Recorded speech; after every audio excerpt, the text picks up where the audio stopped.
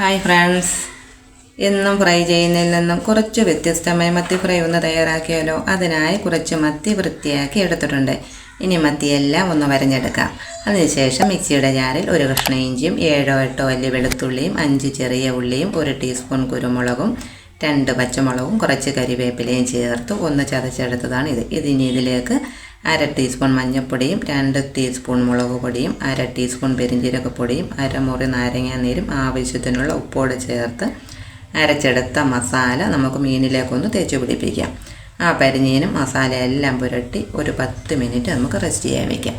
അതിനുശേഷം flame on ചെയ്ത് pan അടുപ്പത്ത് വെച്ച് 2-3 തണ്ട് കരിയാപ്പിലയും ചേർത്ത് നമ്മുടെ മത്തി ഓരോന്നായി ഇതുപോലെ ഇട്ട് കൊടുക്കാം.